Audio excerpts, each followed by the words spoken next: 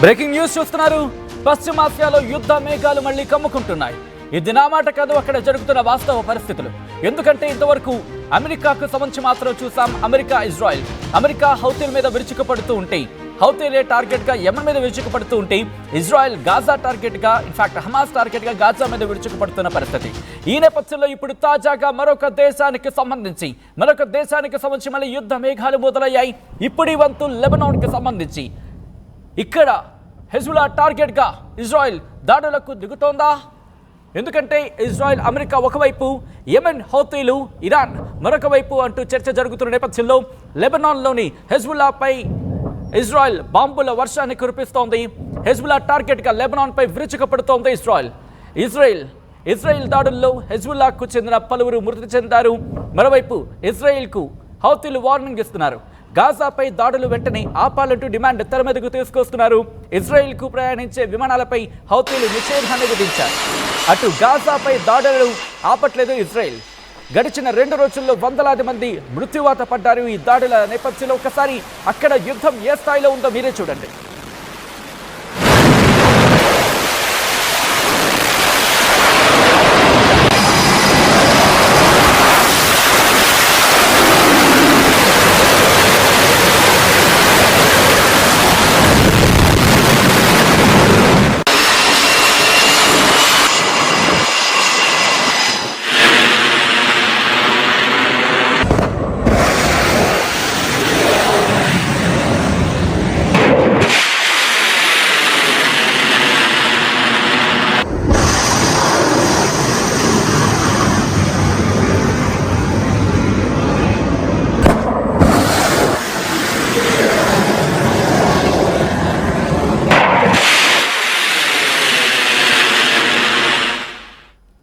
కొద్ది రోజుల క్రితమే కాల్పుల విరమణకు సంబంధించి ఒప్పందం కుదిరింది ఇరు దేశాల మధ్య, అంటే ఇజ్రాయెల్ అలాగే లెబనాన్కి సంబంధించి హెజ్బుల్లా మధ్య.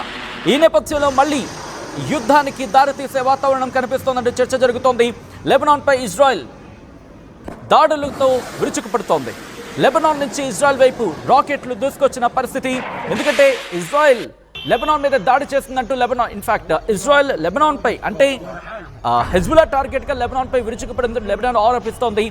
లెబనాన్ ఒకటే చెబుతోంది, ఇజ్రాయెల్ మా మీద దాడి చేస్తుంది, అందుకే మేము ప్రతి దాడులు చేస్తున్నామంటూ కూడా లెబనాన్ కి సంబంధించి అక్కడ ప్రతి దాడులకు దిగుతున్న పరిస్థితి. మరి ముఖ్యంగా హెజ్బుల్లా టార్గెట్ గా అంటూ చెప్తున్న నేపథ్యం. దీంతో ఇటు భీకర పరిస్థితులు ఏర్పడ్డాయి ఇరు దేశాల్లో కూడా.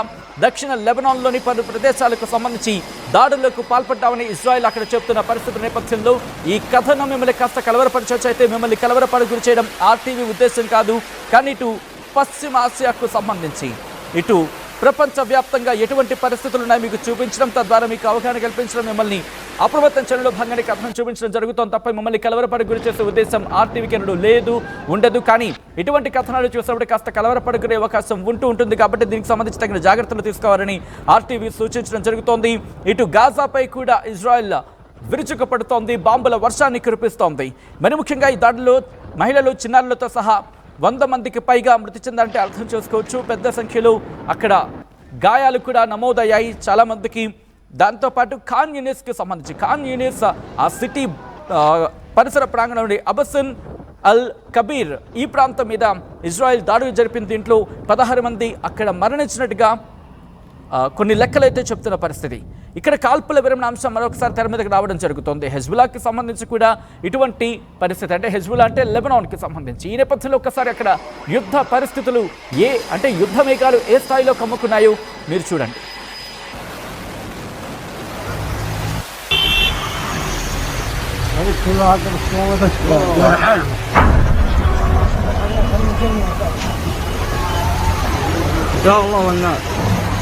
يا الله سهلا.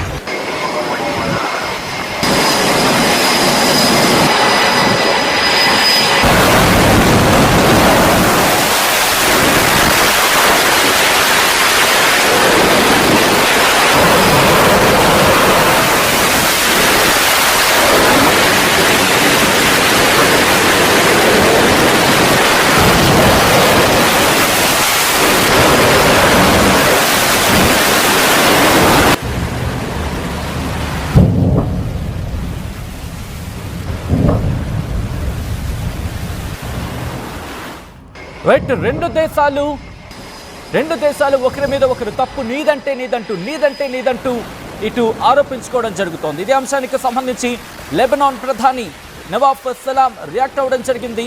మరి ముఖ్యంగా ఇటు ఇజ్రాయెల్కి ఒక విధంగా చెప్పాలంటే హెచ్చరికలు జారీ చేస్తున్న పరిస్థితి అనేది చెప్పుకోవాలి. ఎందుకంటే ఆయన ఒకటే అనడం జరుగుతోంది, దక్షిణ లెబనాన్ సరిహద్దుల్లో మాత్రం మిలిటరీ ఆపరేషన్స్ని పునరుద్ధరించడం జరిగిందంటూ చెబుతూనే దీనికి కారణం ఒకటి, ఇటు మరొక కొత్త యుద్ధం ప్రారంభం కాబోతోంది. ఇది లెబనాన్కి సంబంధించి అలాగే లెబనాన్ పౌరుల్ని ఇక్కడ యుద్ధంలోకి ఇన్ఫాక్ట్ అప్రభావితం చూపించే అవకాశం ఉంది. కాబట్టి మిలిటరీ ఆపరేషన్స్ని ప్రారంభించామంటే కూడా ఇటు లెబనాన్ ప్రధాని చెప్పడం ఇప్పుడు ఆసక్తికరంగా మారింది. ఇంతవరకు దాదాపుగా ఎక్కడ ఆయన బయటకు వచ్చిన సందర్భంగా అయితే లెబనాన్కి సంబంధించిన ప్రధాని బయటకు వచ్చి మాట్లాడిన సందర్భం చాలా అరుదనే చెప్పుకోవాలి. ఇప్పుడు నేరుగా ప్రధాని మాట్లాడడం ప్రస్తుతం అక్కడ సంచలనంగా మారింది. అయితే దీనికి కౌంటర్గా ఇజ్రాయెల్ ఆర్మీ చీఫ్ జామీర్ కూడా మాట్లాడిన సందర్భం. ఇజ్రాయెల్ ఆర్మీ చీఫ్ జామీర్ మాట్లాడుతూ ఒకటే చెప్పడం జరుగుతోంది, మిలిటరీ ఆపరేషన్స్ అక్కడ జరుగుతున్నాయి అంటే లెబనాన్ రాకెట్లను ప్రయోగిస్తోంది. ఆ రాకెట్లను మా ఇంటర్సెప్టర్స్ అంటే ఏవైతే ఒక దేశం రాకెట్లను కావచ్చు, బాంబులను ప్రయోగించినప్పుడు వాటిని నిర్వీర్యం చేసే వ్యవస్థ, వాటిని పూర్తిగా ధ్వంసం చేయగల వ్యవస్థ, వాటిని ఇంటర్సెప్టర్స్ అంటారు. ఆ ఇంటర్సెప్టర్ వ్యవస్థ ప్రాపర్గా పనిచేస్తోంది. మరి ముఖ్యంగా ఇక్కడ ఇజ్రాయెల్కి సంబంధించి మాట్లాడుకున్నప్పుడు గతంలో కూడా మాట్లాడుకున్న సందర్భం, వివిధ రకాల ఇంటర్సెప్టర్స్ వాళ్ళకు ఉన్నాయి. ఆ ఇంటర్సెప్టర్స్ ప్రస్తుతం యాక్టివ్గానే ఉన్నాయి, యాక్టివ్గా పనిచేస్తున్నాయి.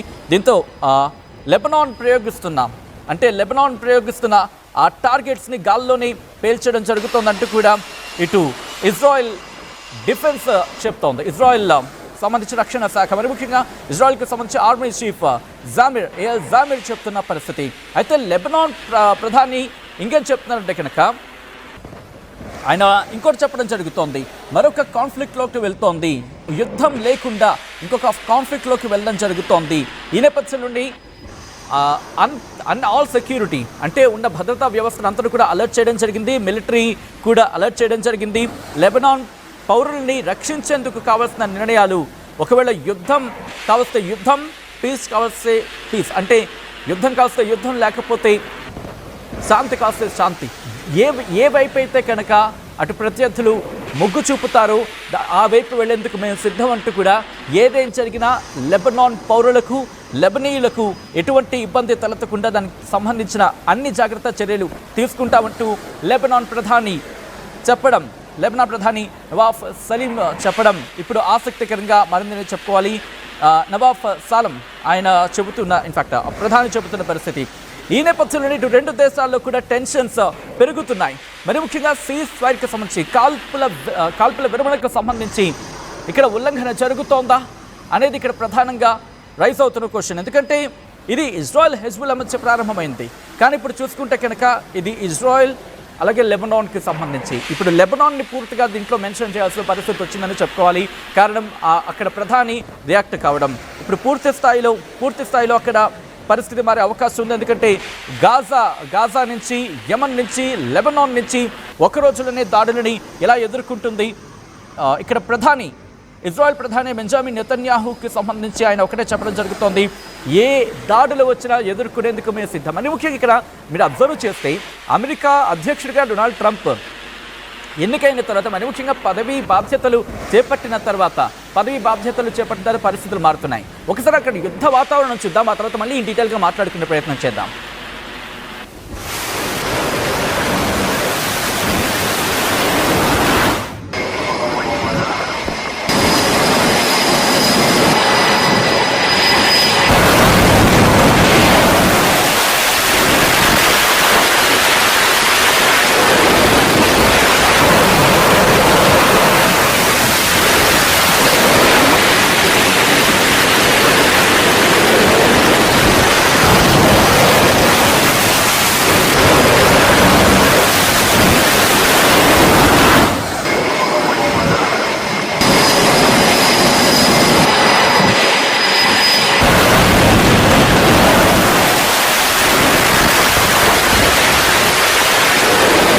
ఒక్కసారి అక్కడ పరిస్థితులు మీరు చూస్తున్నారు.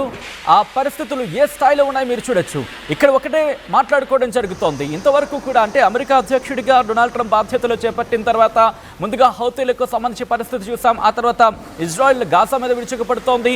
ఇప్పుడు లెబనాన్ టార్గెట్గా, ఇన్నాళ్ళు హెజ్బుల్లా టార్గెట్, ఇప్పుడు లెబనాన్ మీద పడుతున్న పరిస్థితి.